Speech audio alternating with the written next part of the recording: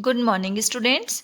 Previous video में हमने discrete series में किस प्रकार से अर्थमेटिक मीन की कैलकुलेशन की जाती है उसकी स्टडी कर ली थी। उसके अंतर्गत हमने डायरेक्ट एवं शॉर्टकट मेथड दोनों के ही द्वारा समांतर माध्य की कैलकुलेशन देखी थी। आज के इस वीडियो में हम कंटिन्यूअस सीरीज अर्थात अखंडित या अविच्छिन्न श्रेणी, जिसे हम सतत श्रेणी भी कह सकते हैं, उसमें समांतर माध्य की गणना देखेंगे। तो देखिए, फर्स्टली तो ये जो अविच्छिन्न या अखंडित श्रेणी है और खंडित श्रेणी है, उनमें डिफरेंस क्या है। देखिए, बेसिकली डिफरेंस तो यह है कि जो खंडित श्रेणी है उसमें हम वैल्यूज़ जो है उनका एग्जैक्ट मेजरमेंट कर सकते हैं। हम ये बता सकते हैं कि वैल्यूज़ 10 है, 11 है, 12 है। लेकिन अखंडित श्रेणी की या कंटिन्यूअस सीरीज की जब हम बात करते हैं तो वैल्यूज़ का हम मेजरमेंट नहीं कर सकते, क्योंकि उसमें वैल्यूज़ कुछ इस प्रकार से दी हुई होती है कि 10 to 15 अर्थात 10 से 15 के बीच में इतनी 7 वैल्यूज ऐसी है जिनका या 7 इकाइयाँ ऐसी है जिनकी वैल्यू 10 से 15 के बीच में है। लेकिन हम ये नहीं बता सकते कि उनकी वैल्यू 10 है, 11 है, 12 है, 13 है, 14 है, 15 है, या पॉइंट्स में 10.5 है, 10.7 है, क्या है वो हम एग्जैक्टली नहीं बता सकते हैं। और अगर हम उनका जो कंस्ट्रक्शन टाइप है, उनकी रचना है, उसके आधार पर मेन डिफरेंस इनके बीच में बताए तो वो ये होता है कि जब डिस्क्रीट सीरीज होती है तो वैल्यूज होती है वो इंडिविजुअल होती है, व्यक्तिगत होती है, अर्थात सिंगल नंबर होता है। जबकि हम कंटिन्यूअस सीरीज की बात करते हैं तो यहाँ वैल्यूज क्लासेस में होती है, वर्गों में होती है। तो ये कंटिन्यूअस और डिस्क्रीट सीरीज के बीच का मेन डिफरेंस है। नेक्स्ट हम कैलकुलेशन की बात करते हैं। देखिए, कैलकुलेशन जो हमने करनी है वो हमने डिस्क्रीट सीरीज में सिर्फ डायरेक्ट और शॉर्टकट मेथड के द्वारा कैलकुलेशन की थी।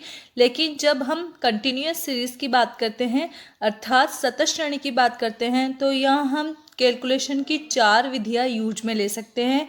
डायरेक्ट मेथड अर्थात प्रत्यक्ष रीति, शॉर्टकट मेथड लघु रीति, और यहाँ पर 2 एक्स्ट्रा मेथड और अप्लाई किए जा सकते हैं, जिसमें है एक तो स्टेप डेविएशन मेथड अर्थात पद विचलन रीति, और एक है समेशन मेथड अर्थात आकलन या योग रीति।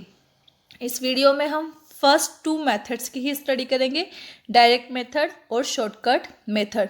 देखिए, जो बेसिक डिफरेंस है वो ये है कि यहाँ पर भी जो कैलकुलेशन की जाएगी वो डिस्क्रीट सीरीज की तरह ही की जाएगी, प्रत्यक्ष रीति और लघु रीति दोनों में ही।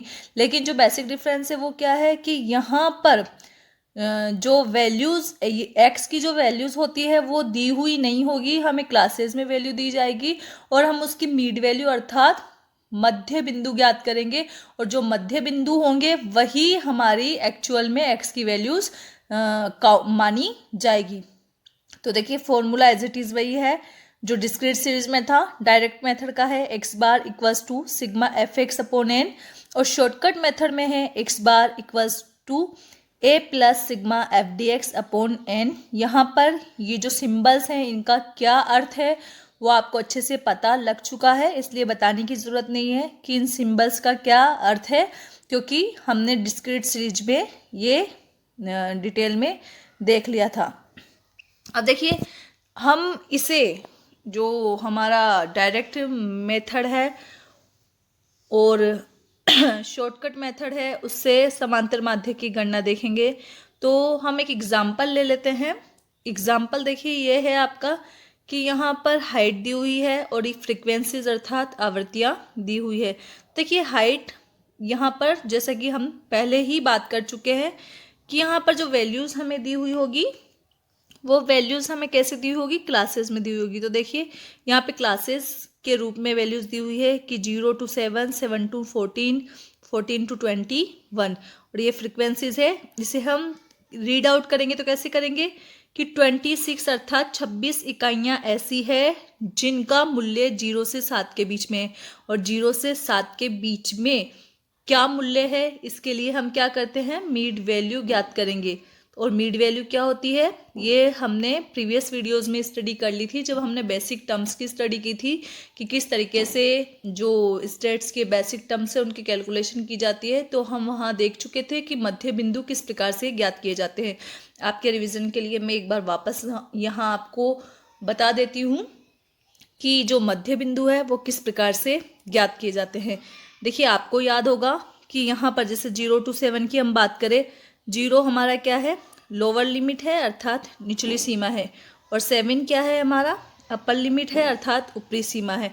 तो जब मिड वैल्यू हम बात ज्ञात करेंगे तो मिड वैल्यू कैसे ज्ञात करते हैं, L1 प्लस L2 अपॉन 2। तो देखिए L1 क्या है आपका 0, L2 है आपका 7, और इसको हम डिवाइड करेंगे 2 से, तो जो आपकी मिड वैल्यू है वो कितनी हो गई, 3.5। इसी तरीके से नेक्स्ट जो है वो 14 और 7, तो कितना हो गया 21।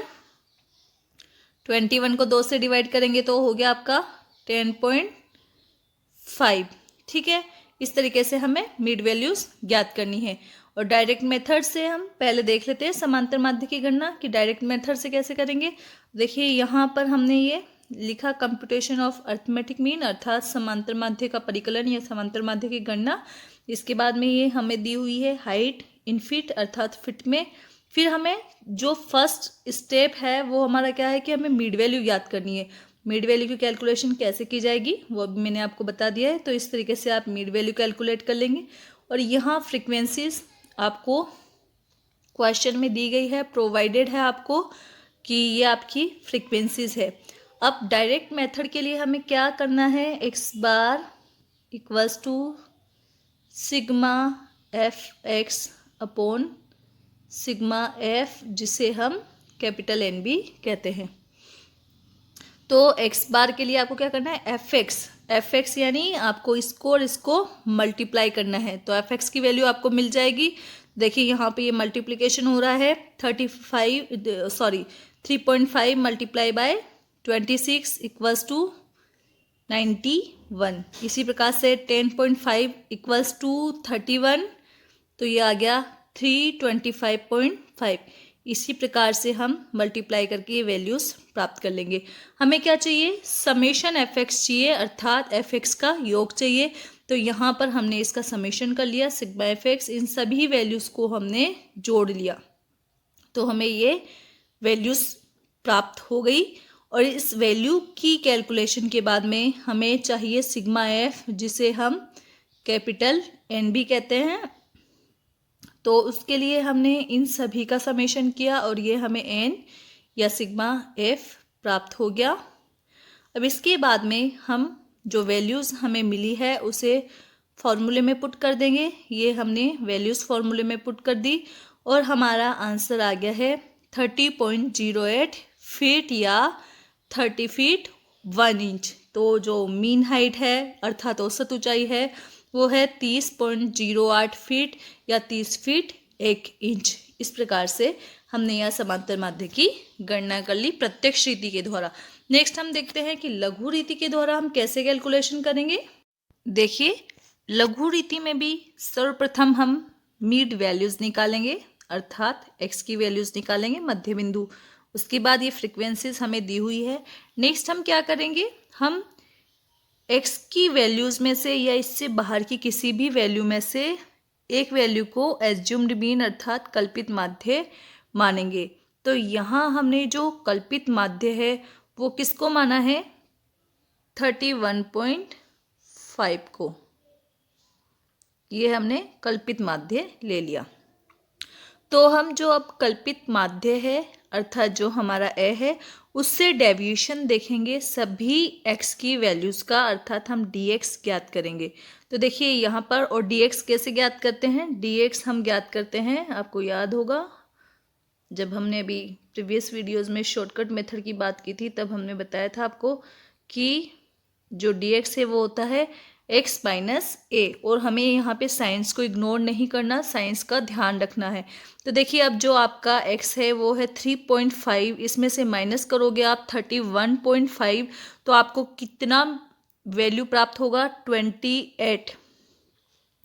तो ये 28 किस में हुआ, देखिए 3.5 x की वैल्यू है और माइनस करोगे 31.5 तो जो ए की वैल्यू है अर्थात माइनस वाली वैल्यू क्या है आपकी बड़ी है तो जो साइन आएगा वो माइनस का आएगा, तो ये -28। इसी तरीके से 10.5 माइनस 31.5 तो माइनस के 21, 17.5 माइनस 31.5 तो माइनस के 14, 24.5 माइनस 31.5 तो माइनस के 7 एंड 31.5 माइनस 31.5 तो 0।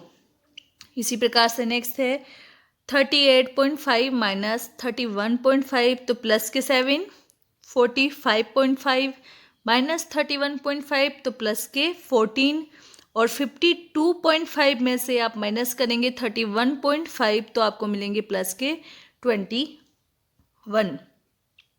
देखिए अब जो हमें कैलकुलेशन करनी है वो करनी है सिग्मा एफ डी एक्स की, क्योंकि जो फॉर्मूला है आपका वो क्या है, A plus sigma F D x upon N. तो हमें ए तो हमने एज्यूम कर लिया है, सिग्मा एफ डी एक्स चाहिए और एन चाहिए। यहाँ हमें डी एक्स की वैल्यूज़ प्राप्त हो गई।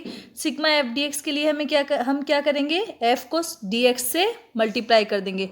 तो यहाँ पर देखिए हम यही कर रहे हैं कि जो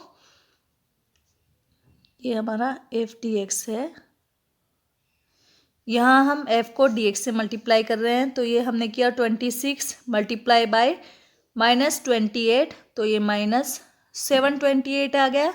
इसी प्रकार से जितनी भी हमारी f की वैल्यूज़ है उन्हें हम उनसे रिलेटेड dx की वैल्यूज़ से मल्टीप्लाई करेंगे और इस प्रकार से f dx की वैल्यूज़ हमें प्राप्त हो जाएगी। और यहाँ भी हमें साइंस का ध्यान रखना है। तो देखिए जब अब हम इसका समेशन करेंगे तो हम प्लस की वैल्यूज़ को एक साथ जोड़ लेंगे और माइनस की वैल्यूज़ को एक साथ जोड़ लेंगे। तो देखिए प्लस की वैल्यूज़ को जब आप जोड़ेंगे तो आपके पास आएंगे 1652 और जब माइनस की वैल्यूज़ को आप ऐड करेंगे तो ये हो जाएगा 2136। तो देखिए यहाँ पर आप प्लस 1652 में से माइनस 2136 करेंगे तो आपको माइनस की वैल्यू प्राप्त होगी, क्योंकि बड़ी वैल्यू किसकी है, माइनस की। तो माइनस के 511 आपके सिग्मा एफ डी एक्स हो जाएंगे। और एन क्या होता है, एन होता है सिग्मा एफ अर्थात आपकी फ्रिक्वेंसीज का समीशन। तो ये आपका हो गया 360।